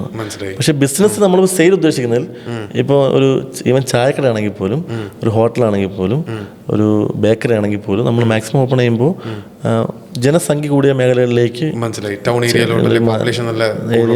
ചെയ്യുമ്പോഴത്തേക്കാണ് കുറച്ചുകൂടെ നമുക്ക് എന്താണ് കസ്റ്റമറെ എളുപ്പം കുറച്ചതാണ്. അല്ലെങ്കിൽ ഇപ്പം ഇന്ന് വരുന്ന എൻ്റെ വീടിനടുത്തുള്ള 10 കസ്റ്റമർ ഇന്ന് വന്നില്ല എങ്കിൽ നാളെ എനിക്ക് കച്ചവടം ഇല്ല. അപ്പം സ്വാഭാവികമായിട്ടും പോപ്പുലേഷൻ കൂടുതലുള്ള മേഖലകളിൽ അങ്ങനെ ഒന്ന് വരുന്ന 10 വരുന്ന നാളെ അടുത്ത് 10 പേര് വരും. പിന്നെ ഈ പറയും പോലെ ഉറച്ചു നിൽക്കുക എന്നുള്ളതാണ്. ഏത് പറഞ്ഞില്ലേ പുതിയ യങ്സ്റ്റേഴ്സിനോട് എന്താ പറയാനുള്ളതെന്ന് ചോദിച്ചാൽ ബിസിനസ്സിലേക്ക് ഇറങ്ങുക, അത് ഉറച്ചു നിൽക്കുക എന്നുള്ളതാണ്. ഒരുപാട് ഫെയിലിയേഴ്സ് അത് ഉറപ്പായിട്ടും വരും, അതിനകത്ത് പോവുകയും ചെയ്യും, ഒരുപാട് വരും. പക്ഷേ ഇതിനകത്തേക്ക് ഉറച്ചു നിന്ന് കഴിഞ്ഞാൽ നമുക്ക് ചിലപ്പം റിസൾട്ട് വരാൻ ചിലപ്പോൾ 5 വർഷം എടുക്കും, ചിലപ്പോൾ 6 വർഷം എടുക്കും, ചിലപ്പോൾ 3 വർഷം കിട്ടും, 3 വർഷത്തെ റിസൾട്ട് കിട്ടും, ചിലപ്പോൾ 5 വർഷത്തെ റിസൾട്ട് കിട്ടും, ചിലപ്പോൾ 6 വർഷം എടുക്കും. പക്ഷേ ഈ കാലയളവ് മുഴുവൻ നമ്മൾ സ്ട്രഗിൾ ചെയ്ത് നിന്ന് കഴിഞ്ഞാൽ ഉറപ്പായിട്ടും ബിസിനസ് സക്സസ് ആകുമെന്നതിനകത്ത് യാതൊരു സംശയവും വേണ്ട. നമുക്ക് ആദ്യത്തെ ഒരു ഫെയിലിയർ പീരീഡ് ഇല്ലേ നമ്മുടെ ബിസിനസ് തുടങ്ങിയിട്ട്, അത് കഴിഞ്ഞിട്ട് സക്സസിലോട്ട് ആവുന്നതിൻ്റെ ആ ഒരു ബിറ്റ്വീൻ ഉള്ള ടൈം നമ്മൾ തന്നെ ഒരുപാട് ഡൗട്ട് അടിക്കത്തില്ലേ, സെൽഫ് ഡൗട്ട്. അതെ, ഇത് കയറുവോ ഇല്ലയോ, ടെൻഷനായി എനിക്ക്, വീട്ടുകാര് ആവരുതാണ് ഞാൻ പറഞ്ഞത്. അങ്ങനെ ആവരുത്, ഒരിക്കലും ആവരുത്. എൻ്റെ ബിസിനസ്സിൽ എനിക്ക് ഇപ്പം നമ്മളൊരു ബിസിനസ് സ്റ്റാർട്ട് ചെയ്യുന്നതിന് മുമ്പ് ഉറപ്പായിട്ടും നമ്മൾ കുറേ സ്വപ്നങ്ങൾ കാണും. ഞാൻ ഈ ബിസിനസ് സ്റ്റാർട്ട് ചെയ്താൽ ഈ ബിസിനസ്സിൽ ഇങ്ങനെ ചെയ്യാം, അങ്ങനെ ചെയ്യാം, ഇങ്ങനെ ചെയ്താൽ സാധ്യത ഉണ്ട് എന്ന് നമ്മൾ ബിസിനസ്സിനെ പറ്റി പഠിച്ചിട്ടാണ് നമ്മൾ ഇറങ്ങുന്നത്. പഠിക്കാതല്ല, വെറുതെ നമ്മൾ ചെന്ന് ഇറങ്ങുകയല്ലോ ഒരു ബിസിനസ്സിലേക്ക്. ഒരു ബിസിനസ്സിൽ നമ്മൾ പഠിച്ചിട്ട് ഇറങ്ങുള്ളൂ. അപ്പോൾ പഠിച്ചിട്ട് ഇറങ്ങുമ്പോൾ സ്വാഭാവികമായിട്ടും നമ്മൾ എന്ത് ചിന്തിച്ചുവോ, എന്ത് സ്വപ്നം കണ്ടുവോ ആ ലൈനിലേക്ക് നമ്മൾ ജോലി ചെയ്യുകയും ആ ലൈനിലേക്ക് നമ്മുടെ ബിസിനസ് എത്തുന്നവരെ നമ്മൾ സ്ട്രഗിൾ ചെയ്യുകയും പൊയ്ക്കൊണ്ടേയിരിക്കുക. നാളെ നമ്മൾ ഒരുപാട് നമ്മുടെ ഇന്നൊക്കെ യൂട്യൂബിൽ കിടന്ന ഒരുപാട് ആൾക്കാർ നമുക്ക് കാണാൻ പറ്റും സക്സസ്. ഇപ്പം അജ്മി പുട്ടുപൊടിയൊക്കെ അവരൊരു വീട്ടിലൊരു ഫ്ലോർ മില്ല് സ്റ്റാർട്ട് ചെയ്ത് അവർക്ക് തിരക്ക് കാരണം, അവസാനം കസ്റ്റമർ തിരക്ക് കാരണം അവർ മാവ് പൊടിച്ചു കൊടുക്കുമായിരുന്നു. അരി വാങ്ങിച്ചവിടെ വെച്ചിട്ട് മാവൻ കൊടുക്കും, അരിക്ക് പകരം മാവൻ കൊടുക്കും. അങ്ങനെയൊക്കെ കുറച്ച് സ്റ്റാർട്ട് ചെയ്ത് ഇന്ന് ആയിരക്കണക്കിന് സ്റ്റാഫുകൾ ആയി അവർ മുമ്പോട്ട് പോകുന്ന അജ്മി പുട്ടുപൊടി ഉണ്ട്, KK മാവ്, അതുപോലുള്ള ഫേമുകൾ, കമ്പനികൾ ഒരുപാട്. ആർക്ക് വേണമെങ്കിലും ബിസിനസ് സ്റ്റാർട്ട് ചെയ്യാം, ആർക്കുകൊണ്ട് സംരംഭകനാകാം. പക്ഷേ ഈ പറഞ്ഞ പോലെ ക്ഷമയോടെ കാത്തിരിക്കുക എന്നുള്ളതാണ്, ആ തൊഴിലിൽ ഉറച്ചു നിൽക്കുക എന്നുള്ളതാണ്, അതിനകത്ത് നമ്മൾ ആത്മാർത്ഥത കാണിക്കുക എന്നുള്ളതാണ്. നമ്മുടെ ബിസിനസ്സിൽ നമ്മൾ വെള്ളം കയറ്റിയാൽ നമ്മുടെ ജീവിതത്തിൽ നമ്മൾ വെള്ളം കയറ്റിയെന്ന് നമ്മൾ മനസ്സിലാക്കി. 3 വേർഡാണ് എടുക്കുന്നത് ഈ ചെറിയ ഇൻവെസ്റ്റ്മെന്റ് സ്റ്റാർട്ട് ചെയ്യുന്ന ആൾക്കാർക്ക്: പേഷ്യൻസ്, ക്വാളിറ്റി, ഹാർഡ് വർക്ക്. അതെ, ഈ 3 വേർഡ്. ഫസ്റ്റ് നമ്മുടെ ക്ഷമയാണ്. നമ്മുടെ എല്ലാവരും പ്രശ്നം അതാണ്. ബിസിനസ്സിൽ ഇൻവെസ്റ്റ് ചെയ്യുമ്പോൾ നമ്മൾ ഉദ്ദേശിക്കുന്ന റിട്ടേൺ നമുക്ക് കിട്ടാതെ വരുമ്പോൾ ക്ഷമ ഉണ്ടാവില്ല. അപ്പം അത് ഒഴിവാക്കിയിട്ട് അടുത്ത ബിസിനസ്സിലേക്ക് പോകും. പിന്നെ പറഞ്ഞത് ഹാർഡ് വർക്കാണ്. നമ്മുടെ കയ്യിൽ ഇൻവെസ്റ്റ് ചെയ്യാൻ പൈസ ഉണ്ട്. ഇപ്പം എനിക്ക് അപ്പനപ്പന്മാർ വഴി കോടികളുടെ ആസ്തി ഉണ്ട് എങ്കിൽ ഇനി ആ ഒരു ബിസിനസ് സ്റ്റാർട്ട് ചെയ്യുമ്പോൾ എനിക്ക് സ്റ്റാർട്ടിങ് തന്നെ കോടിക്കണക്കിന് രൂപയുടെ ബിസിനസ്സിലേക്ക് ഇൻവെസ്റ്റ് ചെയ്യാം, മിഷൻ എടുക്കാം, അതല്ലെങ്കിൽ സ്റ്റാഫുകൾ അക്കോമഡേറ്റ് ചെയ്യാം, ഒക്കെ ചെയ്യാം. പക്ഷേ എൻ്റെ കയ്യിൽ ആകെ എടുക്കാനുള്ളത് 1 ലക്ഷം രൂപയാണെങ്കിൽ അപ്പോൾ ഞാൻ തൊഴിലാളികളുടെ എവിടെ നിന്ന് സാലറി എടുക്കും? ഞാൻ ഒന്നാമത്തെ വർഷം എൻ്റെ ആദ്യ മാസം 1 ലക്ഷം രൂപ ഇൻവെസ്റ്റ് ചെയ്യുന്നു. എൻ്റെ കയ്യിൽ വേറെ സമ്പാദ്യമൊന്നുമില്ല, ആകെ 1 ലക്ഷം രൂപയേ ഉള്ളൂ. അടുത്ത മാസം സ്റ്റാഫിന് 15,000 രൂപ സാലറി കൊടുക്കണം. എവിടെ നിന്ന് കൊടുക്കും? അപ്പോൾ സ്വാഭാവികം എന്ത് ചെയ്യണം? നമ്മളൊരാളുടെ ജോലി ചെയ്യുക എന്നുള്ളതാണ്. നമ്മളൊരാളുടെ ജോലിയായി അല്ലെങ്കിൽ ഒന്നൊരാളുടെ ജോലിയായി എന്ന് എപ്പോഴും തോന്നുന്നു ആ സമയത്ത് നമ്മൾ അടുത്ത സ്റ്റാഫിനെ അക്കോമഡേറ്റ് ചെയ്യുക. നമ്മൾ ബിസിനസ്സിൽ ഒരിക്കലും നമ്മൾ സംരംഭത്തിൽ ഒരു സംരംഭകൻ ഒരിക്കലും സ്ട്രെയിൻ എടുക്കാനേ പാടില്ല. സ്ട്രെയിനൊന്നും ഒരിക്കലും സ്ട്രെസ്സും സ്ട്രെയിനും എടുക്കാനേ പാടില്ല. എവിടെയാണോ നമുക്ക് ഇപ്പം അക്കൗണ്ട്സ് നോക്കാൻ നമ്മളാണ് അക്കൗണ്ട്സ് നോക്കുന്നത്, ബാക്കി നമുക്ക് എല്ലാം ആളുണ്ട് കമ്പനിയിൽ ജോലിക്കാളുണ്ട്, പക്ഷേ അക്കൗണ്ട്സ് നമ്മളാണ് നോക്കുന്നത്. അവിടെ നമ്മൾ ഫ്രീ ആവണം. മനസ്സിലായില്ലേ? നമ്മൾ ഒരിക്കലും ടെൻഷൻ എടുക്കാനേ പാടില്ല. നമ്മളൊരു കമാൻഡിങ് മാത്രമായി മാറണം. നമ്മളില്ല എങ്കിലും നമ്മളെ ബിസിനസ് റണ്ണായിക്കൊണ്ടേയിരിക്കണം. നമ്മൾ ഉറങ്ങുമ്പോഴും നമ്മുടെ ബിസിനസ് റണ്ണായിക്കൊണ്ടിരിക്കണം. നമുക്ക് പണം വന്നുകൊണ്ടേയിരിക്കണം.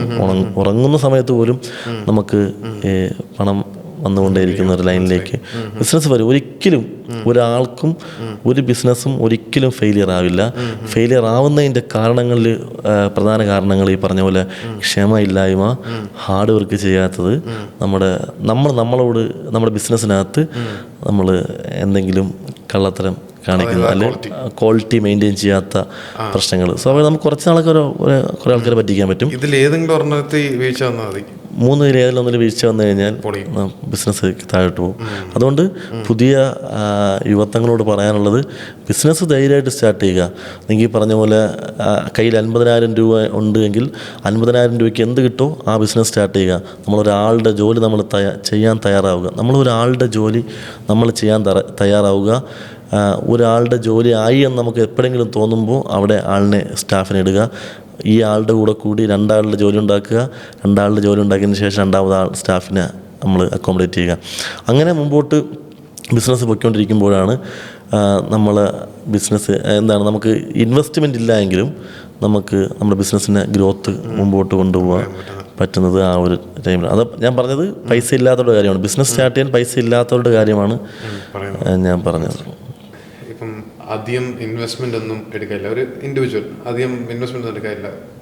മാക്സിമം ഒരു 1 ലക്ഷം രൂപ ചിലപ്പോൾ കൈ എല്ലാവരുടെ ഒരു സേവിങ്സ് ആയിട്ട് കൂട്ടി വെച്ച് കാണും.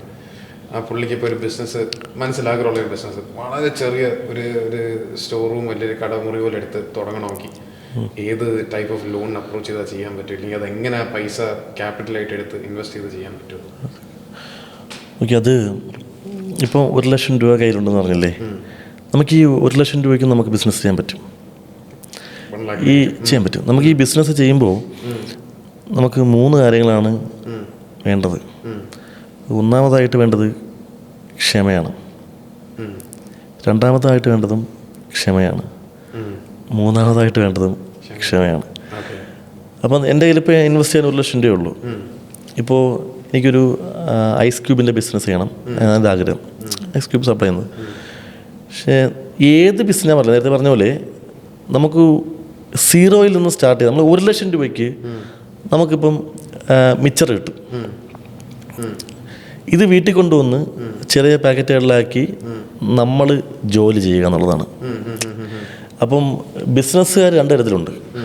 ഇതിനകത്ത് പൈസ ഇൻവെസ്റ്റ് ചെയ്യാൻ കപ്പാസിറ്റി ഉള്ള ആൾക്കാരുണ്ട്. ഈ പറയും പോലെ 1 രൂപയും കയ്യിലില്ലാത്ത ബിസിനസ്സിലേക്ക് ഇറങ്ങാൻ താല്പര്യമുള്ള ആൾക്കാരുണ്ട്. ഇപ്പോൾ ഓക്കെ 1 ലക്ഷം രൂപ കയ്യിലുള്ളൂ, അല്ലെങ്കിൽ ഓക്കെ 50,000 രൂപ കയ്യിലുള്ളൂ എന്ന് വിചാരിക്കുക. നമ്മുടെ വീട്ടിനടുത്ത് ഒരു ചെറിയ കടമുറി എടുത്ത് അതിനകത്ത് എന്തെങ്കിലും ഒരു 10,000-15,000 രൂപ ഡെപ്പോസിറ്റ് കൊടുത്ത് ഒരു കടമുറി എടുത്ത് അതിനകത്ത് ലൈസൻസ് എടുക്കുക എന്നുള്ളതാണ് ആദ്യം. ലൈസൻസ് എടുത്തതിന് ശേഷം ഈ പറഞ്ഞ പോലെ എന്ത് ബിസിനസ്സും ആയിക്കോട്ടെ നമ്മൾ ചെറിയ സ്കെയിലിൽ നിന്ന് സ്റ്റാർട്ട് ചെയ്യുക എന്നുള്ളതാണ്. ചിലപ്പോൾ അന്ന് നമ്മുടെ പ്രോഫിറ്റ് എന്ന് പറയുന്നത് ചിലപ്പോൾ പ്രോഫിറ്റ് ഉണ്ടാവില്ല. ചിലപ്പോൾ പ്രോഫിറ്റിൻ്റെ എമൗണ്ട് നമ്മൾ ഒരു മാസം ചിലപ്പോൾ 5,000 രൂപ ആയിരിക്കാം. ചിലപ്പം വേറെ എന്തെങ്കിലും ജോലിക്ക് പോയാൽ 15,000-20,000 രൂപ കിട്ടുന്ന സമയത്ത് നമ്മുടെ ഒരു മാസത്തെ പ്രോഫിറ്റ് ചിലപ്പോൾ 5,000 രൂപ ആയിരിക്കാം. അപ്പോൾ ചെയ്യാനുള്ളത്, ഇപ്പോൾ ഒരു ബിസിനസ്സുകാരന് ഒരു തൊഴിലാളി വയ്ക്കാനുള്ള അവസരമില്ല. ഇപ്പം ഞാൻ എൻ്റെ ലൈഫിൽ ചെയ്തതെന്ന് പറഞ്ഞാൽ, ഞാൻ എൻ്റെ ബിസിനസ്സിൽ ചെയ്തത്, ഞാൻ ഒരാളുടെ ജോലി ചെയ്തു എന്നുള്ളതാണ്. ഞാൻ ഏകദേശം ഒരു 4.5 മാസം 5 മാസത്തോളം ഒരാളുടെ ജോലി ചെയ്തു. ജോലി ചെയ്തപ്പോഴാണ് എന്നോട് ഒരാൾ പറഞ്ഞു, ഈ ബിസിനസ്സിനെ പറ്റി വലിയ ഐഡിയ ഇല്ല, ഒരാളോട് പറഞ്ഞു, ഞാനൊരു വീഡിയോ എന്തോ കണ്ടതാണ്, ബിസിനസ്സിൽ എവിടെയാണോ നമുക്ക് സ്ട്രെസ്സ് അത് ഒഴിവാക്കുക എന്നുള്ളതാണ്. അപ്പം ഞാൻ രാവിലെ വരുന്നു, ഈ പ്രൊഡക്ട്സ് ഞാൻ ഉണ്ടാക്കുന്നു, പാക്ക് ചെയ്യുന്നു, റൂട്ട് പോകുന്നു. ഉച്ചയ്ക്ക് വന്ന് ഒരു മണിക്കൂർ ഉറങ്ങുന്നു, വീണ്ടും എഴുന്നേൽക്കുന്നു, പ്രൊഡക്ഷൻ നടത്തുന്നു, പാക്ക് ചെയ്യുന്നു, റൂട്ട് പോകുന്നു. ഒന്ന് ബൈക്കിലാണ് റൂട്ട് പോണത്, ബാഗിൽ വെച്ച് കെട്ടിക്കൊണ്ട് പെട്ടിയിൽ കാർട്ടൂൺ ബോക്സിലൊക്കെ കൊണ്ടുപോകുന്ന ഒരു ചെറിയ സ്കെയിൽ തന്നെ സ്റ്റാർട്ട് ചെയ്തത്. അപ്പോൾ ഏകദേശം ഒരു 3-4 മാസം കഴിഞ്ഞപ്പോൾ, 6 മാസത്തോളം അടുത്തായപ്പോൾ ഞാൻ ഈ വീഡിയോ കാണുന്നത്. നമുക്ക് എവിടെയാണോ ബിസിനസ്സിൽ സ്ട്രെസ്സ്, നമ്മൾ അത് ഒഴിവാക്കുക എന്നുള്ളതാണ്. അപ്പം ഞാൻ എന്ത് ചെയ്തു, ഒരാളുടെ തൊഴിലായി എന്ന് തോന്നിയപ്പോൾ, ഒരാളുടെ ശമ്പളമായി എന്ന് തോന്നിയപ്പോൾ, ഒരാൾക്ക് ശമ്പളം കൊടുക്കാൻ ആയി എന്ന് തോന്നിയപ്പോൾ ഞാനൊരു സ്റ്റാഫിനെ എടുക്കണേ ചെയ്തത്. അപ്പോഴാണ് ഞാനൊരു സ്റ്റാഫിനെ എടുത്തത്. അതുവരെ ഞാനാണ് ജോലി ചെയ്തുകൊണ്ടിരുന്നത്. രണ്ടാമത് ഈ ഞാനും ആ സ്റ്റാഫും കൂടെ ജോലി ചെയ്തുകൊണ്ടിരിക്കുമ്പോൾ മൂന്നാമതൊരാളുടെ ജോലി ഉണ്ടാക്കിയതിന് ശേഷമാണ് ഞാൻ മൂന്നാമതൊരു സ്റ്റാഫിനെ എടുക്കുന്നത്. എന്ന് വെച്ചാൽ എൻ്റെ കമ്പനിയിലേക്ക് ഏകദേശം 7 സ്റ്റാഫുകളോളം വരുന്ന സമയം വരെയും ഞാൻ ഒരാളുടെ ജോലി ഉണ്ടാക്കിക്കൊണ്ടേയിരുന്നു. എന്നിട്ട് എൻ്റെ സ്ഥലത്താണ് അവരെ റീപ്ലേസ് ചെയ്തുകൊണ്ടിരുന്നത്. ഞാൻ ഓരോ സ്ഥലത്തുനിന്ന് ഫ്രീ ആയിക്കൊണ്ടേയിരുന്നു. ഇപ്പം ഞാൻ പറഞ്ഞു വരുന്നത്, ഇപ്പം ഇൻവെസ്റ്റ്മെൻ്റാണ് വിഷയം. എല്ലാവരും ഒന്ന് പറയും പൈസ ഇൻവെസ്റ്റ് ചെയ്യണം, 1 ലക്ഷം രൂപയ്ക്ക് ഒരു ബിസിനസ് ചെയ്യാൻ പറ്റില്ല അപ്പം എന്ന് പറയുന്ന ആൾക്കാരോട് എനിക്ക് പറയാനുള്ളത്, അല്ലെങ്കിൽ 50,000 രൂപയ്ക്ക് ബിസിനസ് ചെയ്യാൻ പറ്റില്ല എന്ന് പറയുന്ന ആൾക്കാരോട് എനിക്ക് പറയാനുള്ളത്, 10,000 രൂപയ്ക്കും ബിസിനസ് ചെയ്യാൻ പറ്റും. പക്ഷെ നമുക്ക് വേണ്ടത് പറഞ്ഞില്ലേ, ക്ഷമ, പേഷ്യൻ്റാണ്, 2 ഹാർഡ് വർക്കാണ്. നമ്മൾക്ക് ഇൻവെസ്റ്റ് ചെയ്യാൻ നമ്മളിൽ പൈസ ഇല്ലാത്ത കാലത്തോടത്തോളം നമ്മൾ ചെയ്യാനുള്ളത് നമ്മൾ ഹാർഡ് വർക്ക് ഇൻവെസ്റ്റ് ചെയ്യുക എന്നുള്ളതാണ്. നമ്മൾ ഹാർഡ് വർക്ക് നമ്മളിങ്ങനെ ഹാർഡ് വർക്ക് ചെയ്തുകൊണ്ടേയിരിക്കുക. നമ്മളൊരു ജോലി ചെയ്യാൻ, നമ്മളൊരു തൊഴിൽ ചെയ്യാൻ തയ്യാറായി ഒരു ബിസിനസ്സിലേക്ക് ഇറങ്ങുമ്പോൾ ഒരുപാട് പ്രശ്നങ്ങൾ നമ്മൾ പരിഹരിക്കേണ്ടി വരും, ഒരുപാട് പ്രശ്നങ്ങൾ നമ്മൾ നേരിടേണ്ടി വരും. ഒരുപാട് ഗവൺമെൻറ് ഭാഗത്തു നിന്നായിക്കോട്ടെ, അല്ലെങ്കിൽ മുനിസിപ്പാലിറ്റി ആയിക്കോട്ടെ, പഞ്ചായത്ത് ആയിക്കോട്ടെ, ഹെൽത്ത് ആയിക്കോട്ടെ, അതല്ലെങ്കിൽ പൊളിറ്റീഷ്യൻസിൻ്റെ ഭാഗത്തു നിന്നായിക്കോട്ടെ, ഒരുപാട് പ്രശ്നം, ഒരു ബിസിനസ്സുകാരന് ഒരുപാട് പ്രശ്നങ്ങൾ ഫേസ് ചെയ്യേണ്ടി വരും. അപ്പോൾ ഇതെല്ലാം ഫേസ് ചെയ്യാൻ ഞാൻ തയ്യാറാണ് എന്നുള്ള ഒന്നാമത്തെ ചിന്ത മനസ്സിലുണ്ടാവണം. ഇതെല്ലാം ഞാൻ ഫേസ് ചെയ്തേ പറ്റൂ, ഇതെല്ലാം സ്ട്രഗിൾ ചെയ്തേ പറ്റൂ എന്നുള്ളൊരു ചിന്ത എന്തായാലും ഉറപ്പായിട്ട് മനസ്സിലുണ്ടാവണം. ഈ പറഞ്ഞ പോലെ ഏത് ബിസിനസ്സാണോ ചെയ്യാൻ ഉദ്ദേശിക്കുന്നത്, ആ ബിസിനസ്സിൻ്റെ ഒരു 0 ലെവലിൽ നിന്ന് സ്റ്റാർട്ട് ചെയ്യുക എന്നുള്ളതാണ്, അല്ലെങ്കിൽ ഒരു 0.1 നിന്ന് സ്റ്റാർട്ട് ചെയ്യുക എന്നുള്ളതാണ്. ഇപ്പം ഞാനിപ്പോൾ ആഗ്രഹിക്കുന്നത് ഒരു ഐസ്ക്രീമിൻ്റെ ഒരു ഡിസ്ട്രിബ്യൂഷൻ എടുത്ത്, അല്ലെങ്കിൽ ഒരു ഐസ്ക്രീമിൻ്റെ ഉദാഹരണം പറയാം. ഞാനിപ്പോൾ ഒരു ഐസ്ക്രീമിൻ്റെ പ്രൊഡക്ഷൻ കമ്പനി ഓപ്പൺ ആക്കാൻ എനിക്ക് ആഗ്രഹമുണ്ട്. ഞാൻ ആദ്യം ചെയ്യാനുള്ളത്, എൻ്റെ കയ്യിൽ പൈസ ഒരു 50,000 രൂപയുള്ളൂ, അല്ലെങ്കിൽ 10,000 രൂപ, അല്ലെങ്കിൽ 25,000 രൂപയുള്ളൂ. ഞാൻ ചെയ്യാനുള്ളത് ഏതെങ്കിലും നല്ല കമ്പനികളിൽ നിന്ന് ഐസ്ക്രീം എടുക്കുക, ഇതിനെ ഡിസ്ട്രിബ്യൂട്ട് ചെയ്യുക, വീണ്ടും ഇതിൻ്റെ പ്രോഫിറ്റ് പൈസ ഉൾപ്പെടെ ഇൻവെസ്റ്റ് ചെയ്ത് വീണ്ടും ഇമ്പോർട്ട് ചെയ്യുക, ഡിസ്ട്രിബ്യൂട്ട് ചെയ്യുക. ഇങ്ങനെ ചെയ്ത് ഒരു 6 മാസം കഴിയുമ്പോൾ നമുക്കിതിനകത്തുള്ള കുറേ അറിയാൻ പറ്റും. പക്ഷേ എൻ്റെ ആകെയുള്ള സമ്പാദ്യം എന്ന് പറയുന്നത് എനിക്ക് ഐസ്ക്രീം ഉണ്ടാക്കാൻ അറിയാം എന്നുള്ളതാണ്, എൻ്റെ എനിക്കറിയാം എന്നുള്ളതാണ്.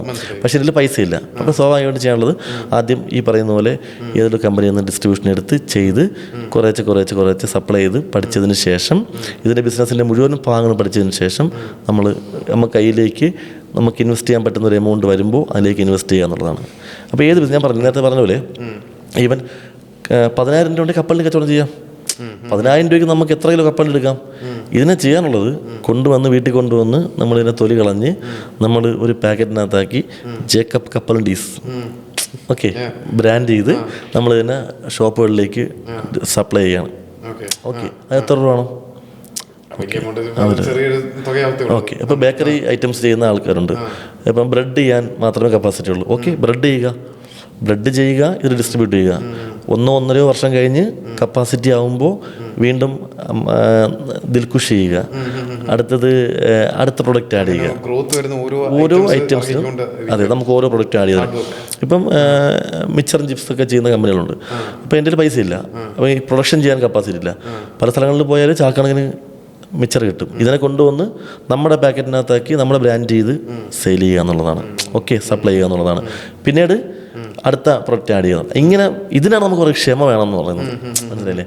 ആദ്യമേ നമ്മൾ വന്ന് ഒരു 50 ലക്ഷം രൂപ ഇൻവെസ്റ്റ് ചെയ്യാൻ നിന്ന് കഴിഞ്ഞാൽ നമുക്ക് ചിലപ്പോൾ അത് പരാജയങ്ങളിലേക്ക് പോകും. 0യിൽ നിന്ന് സ്റ്റാർട്ട് ചെയ്യുക, ഹാർഡ് വർക്ക് ചെയ്യുക, ക്ഷമയോടെ കാത്തിരിക്കുക. നമുക്ക് ഉറപ്പായിട്ടും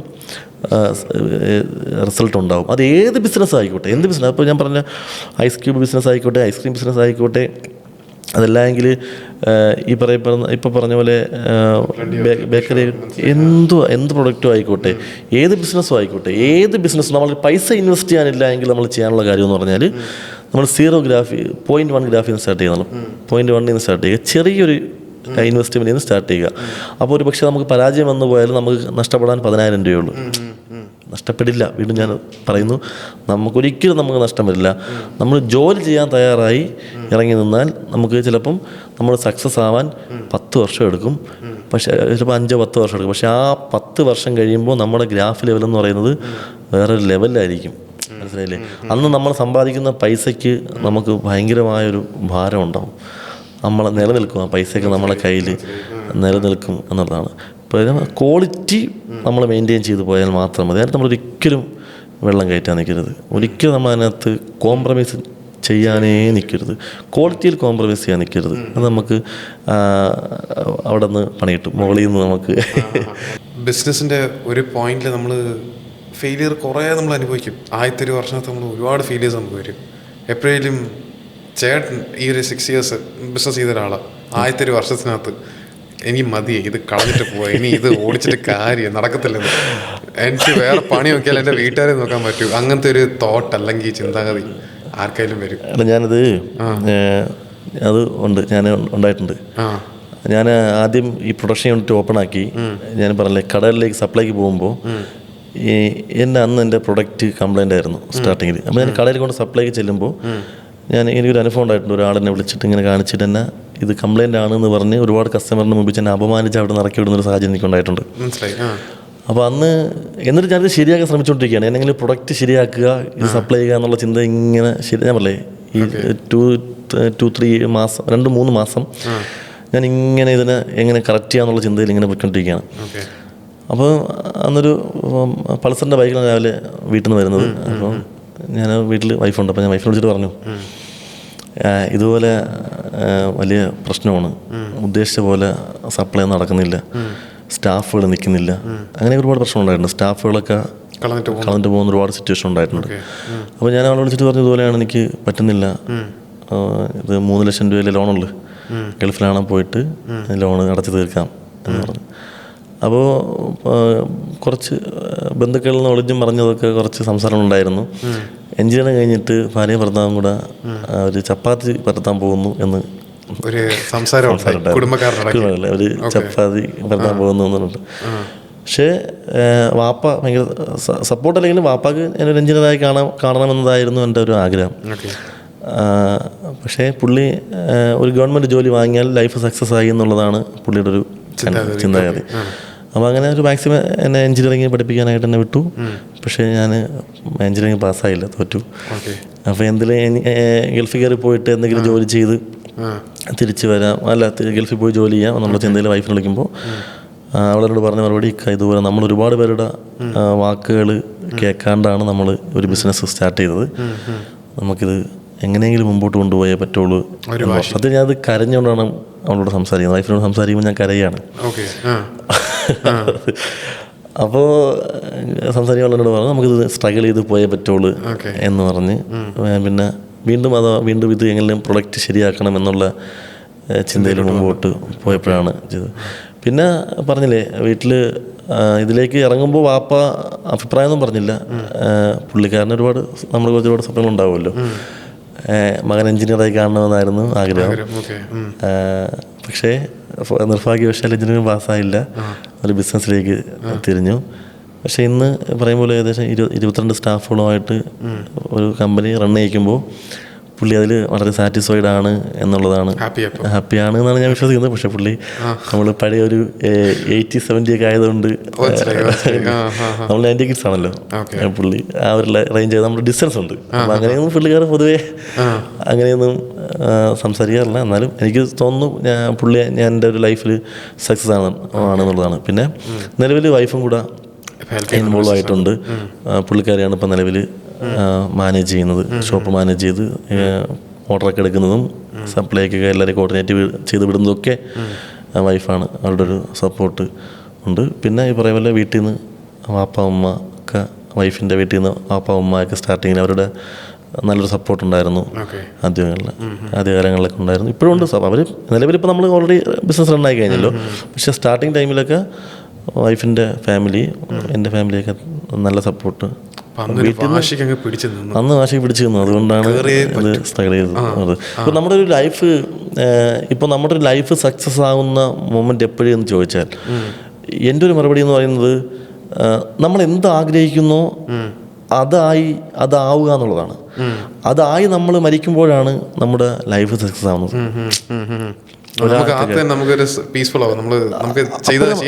അതെ. ഇപ്പം ഞാൻ ഇപ്പോൾ സ്വാഭാവികമായിട്ടും ഇപ്പോൾ എൻ്റെ ആഗ്രഹം ഒരു പാട്ടുകാരനാവണം എന്നാണ് എൻ്റെ ആഗ്രഹം.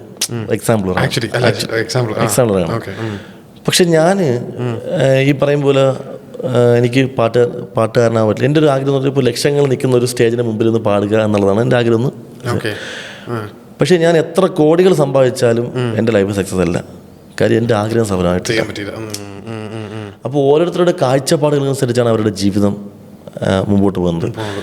ഇപ്പോൾ ചില ആഗ്രഹം എന്ന് പറഞ്ഞാൽ ഒരു ഗവൺമെൻറ് ജോലി വാങ്ങിക്കുക, മാസം 50,000 അല്ലെങ്കിൽ 30,000, 50,000, 60,000 സാലറി വാങ്ങുക, ഒരു വീട് വയ്ക്കുക, വസ്തു വാങ്ങുക, വീട് വയ്ക്കുക, ഒരു വണ്ടി എടുക്കുക. ഇതായിരിക്കും അവരാഗ്രഹം, അംബിഷൻ അവരാഗ്രഹിക്കും. അപ്പോൾ അത് കഴിയുമ്പോൾ അവരുടെ ആഗ്രഹം, അവരുടെ ലൈഫ് സക്സസ് ആയി. അപ്പോൾ നമ്മൾ എന്താവാൻ ആഗ്രഹിക്കുന്നോ അതായി മരിക്കുമ്പോൾ മാത്രമേ നമ്മുടെ ലൈഫ് സക്സസ് ആകും. അത് നമ്മൾ എത്ര കോടികൾ സമ്പാദിച്ചാലും എത്ര ഉയരങ്ങളിലെത്തിയാലും നമ്മുടെ ലൈഫിന് നമ്മുടെ ഒരു മനസ്സിനൊരു ആഗ്രഹം ഉണ്ടാവുമല്ലോ, അതിനനുസരിച്ച് നമുക്ക് എത്താൻ പറ്റിയില്ല എങ്കിൽ നമ്മുടെ ലൈഫ് ഒരിക്കലും സക്സസ് അല്ല. അപ്പോൾ സ്വാഭാവിക ജേക്കബിൻ്റെ ആഗ്രഹം ഉണ്ടാകും എന്താകണം എന്നുള്ളതിനെ പറ്റി ഒരു ആഗ്രഹം ഉണ്ടാകും. പക്ഷെ ജേക്കബ് ആ ലൈനിലേക്ക് എത്താൻ പറ്റിയില്ല. പക്ഷേ അടുത്ത മാസം ലോട്ടറി അടിച്ചു, 1 കോടി രൂപ അല്ല 10 കോടി രൂപ സമ്പാദിക്കുന്നു. സമ്പാദിക്കുന്നു. അപ്പോൾ ചിലപ്പം ജേക്കബിൻ്റെ ആഗ്രഹം മറ്റൊന്നായിരിക്കാം, പണത്തിനപ്പുറം എനിക്ക് ഒരു പണവും വേണ്ട, എനിക്ക് മറ്റൊന്നായിരിക്കാം ജേക്കബിൻ്റെ ആഗ്രഹം. പക്ഷെ അതായില്ല എങ്കിൽ ലൈഫ് സക്സസ്. അപ്പോൾ നമ്മൾ എന്താവാൻ ആഗ്രഹിക്കുന്നോ അതിലേക്ക് നടന്നു നീങ്ങുക എന്നുള്ളത്. പിന്നെ മുൻകാലങ്ങളിൽ ഞാൻ എൻ്റെ ഫ്രണ്ട്സിനോടൊക്കെ ഞാൻ പറയാറുണ്ടായിരുന്നു, അപ്പോൾ ഞാൻ PSC പഠിക്കും.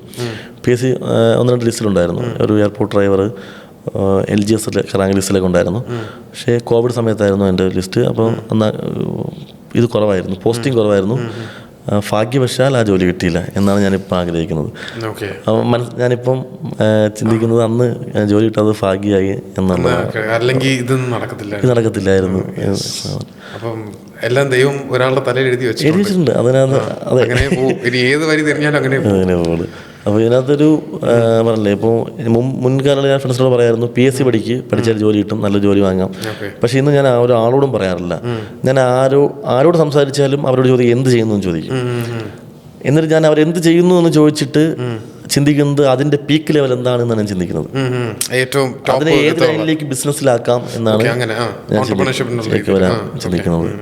നേരത്തെ പറഞ്ഞില്ലേ, നമുക്ക് ഒരു വിദ്യാർത്ഥിക്കും ഒരു അധ്യാപികയ്ക്കും ഒരു അധ്യാപകനും ഒരു വിദ്യാർത്ഥിയോട് ഒരിക്കലും ഉപദേശിക്കാൻ പറ്റില്ല.